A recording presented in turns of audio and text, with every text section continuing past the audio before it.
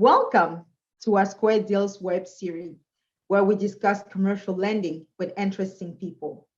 My name is Valerie Dufix. I'm the principal at Diamond Carré Capital Group, the place where you come, learn, and earn, where funding and ideas meet.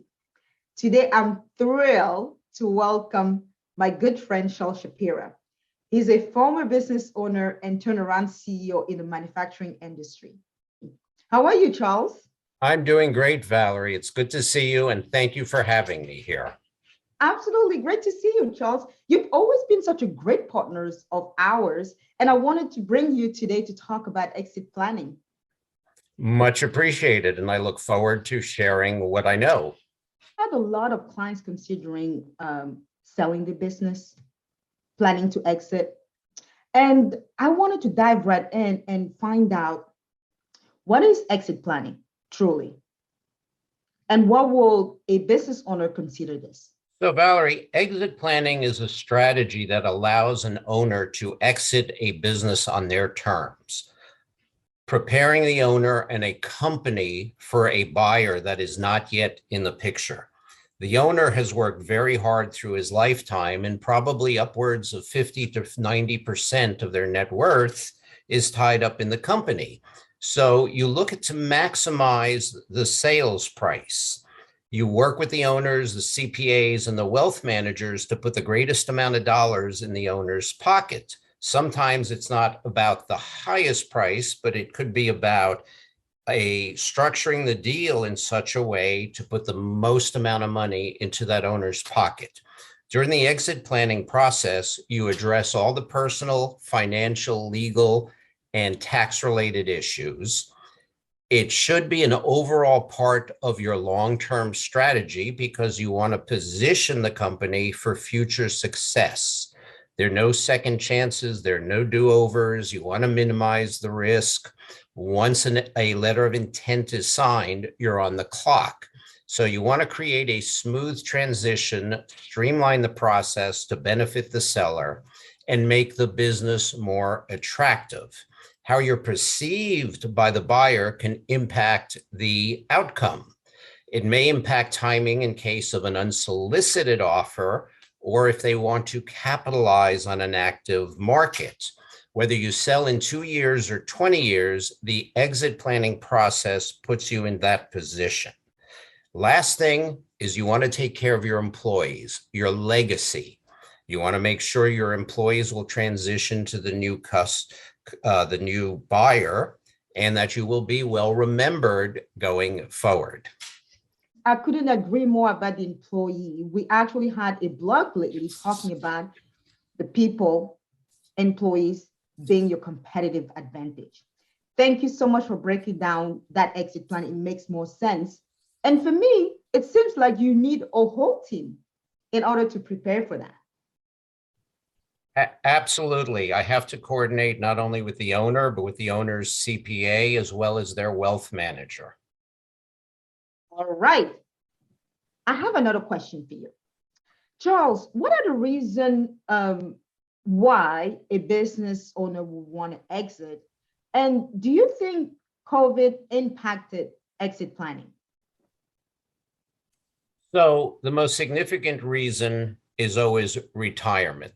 The owner is of retirement age, but there are other factors as well, such as fatigue, burnout, maybe loss of interest in the business, simply the age and some health issues.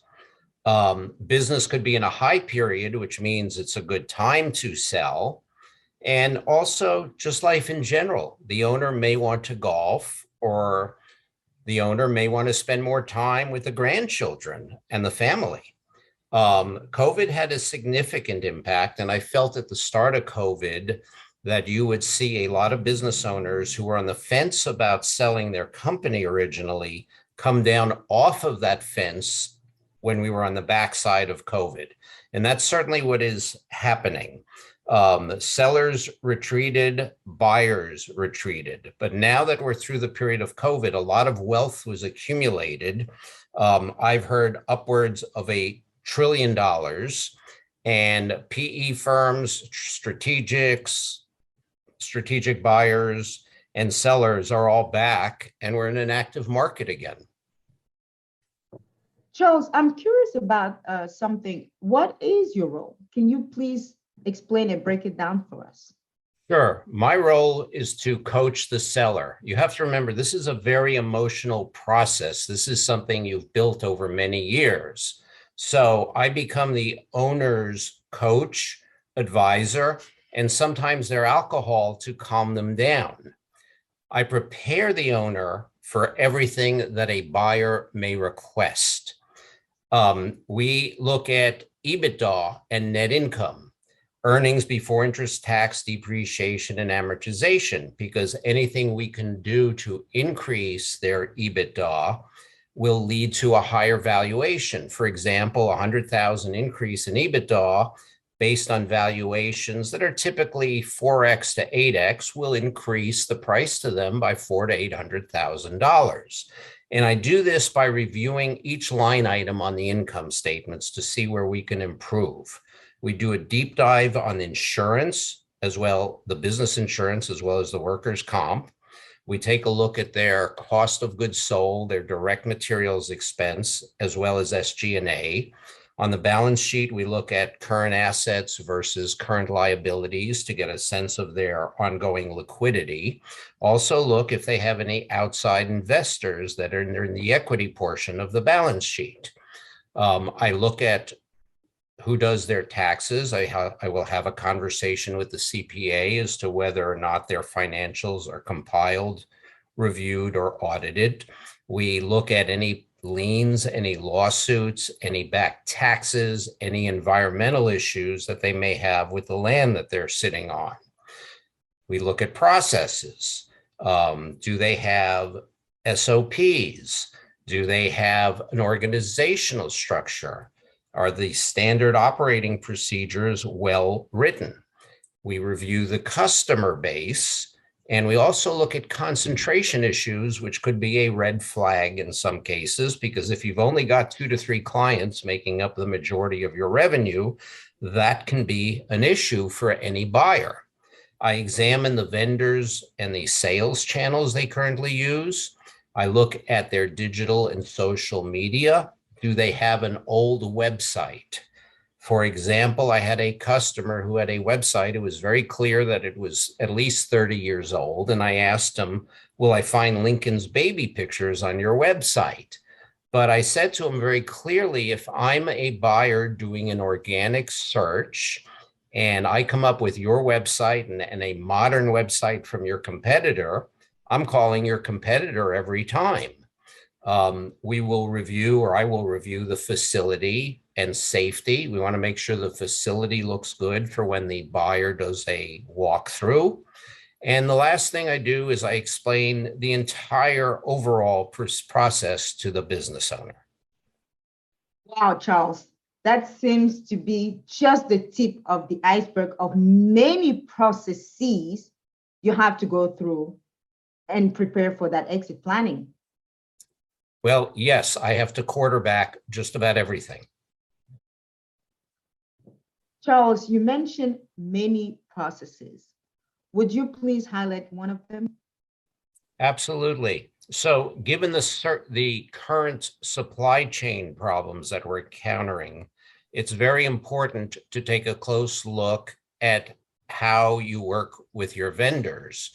You want to make sure that you have multiple vendors for the same product to properly protect yourself. For example, I had a manufacturer down in Temecula who had an automated machine sitting on his floor, and it was there for a long period of time, 90% finished, waiting on 10% of the parts.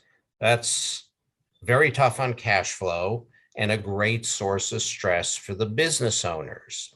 How your POs are structured are extremely important. How your credit terms are established, because most people operate on net 30-day terms. Well, have you ever asked your key vendors for discounts for early payment or for net 60-day terms? This is a good way to help your cash flow. Absolutely, I couldn't agree more. We've experienced this disruption of supply chain, and we are helping with working capital in order to counterpart this issue that the manufacturers have been experiencing. Charles, what are the processes a business owner is expected to go through during an exit planning? So in the exit planning, I actually do that in 3 phases, and each phase takes approximately 2 to 3 months because we don't want to overwhelm the seller. They still have a business to run. So leading into the final process, one of the important things is to understand, what does the owner want when we go to a close? Very oftentimes the owner is asked to stay on board in a consulting capacity for a period of 3 months to 2 years. So we want to know ahead of time, what do they expect in compensation? Do they want their medical to be covered? Do they want their car lease to be covered as well? I will work very closely with the seller to provide guidance on the due diligence and the operational and financial questions that they will be asked, because very often you're looking at easily 300 to 600 questions, if not more. Once we received a letter of intent, similar to what you and I worked on in Santa Ana months ago, the letter of intent will spell out the parties, the structure of the deal, the purchase price, any price adjustments at close. The seller will be expected to carry back a certain portion of the sale, and we have to determine the number of years and the interest rate that will be paid. The due diligence phase will likely be 90 to 120 days, and that's when you're on the clock, and that's a lot of what we do in preparation is for the due diligence phase, because that's when the questions start flying on behalf of the buyer. Oftentimes, they may also want a non-compete clause so that you don't go set up a similar business that's obviously going to compete with them, as well as confidentiality, because you may not want customers, vendors, or employees to know that you're in the process of a sale. And hopefully, once you're through that, we have a signed agreement by both parties. Oh, yes. We had a lot of questions on exit planning, and I'm so grateful for you breaking down different parts of the processes. And I know there are a lot more moving parts that we haven't even touched on. I'm expecting a lot of follow-ups on this. Well, of course, if anybody needs an additional info, I would say they should feel free to contact you or myself. Well, that was a lot of stuff to review today. And I know there are many moving parts Charles didn't even touch on. I want to thank you for your time today, and I'm looking forward to seeing you next time on our web series.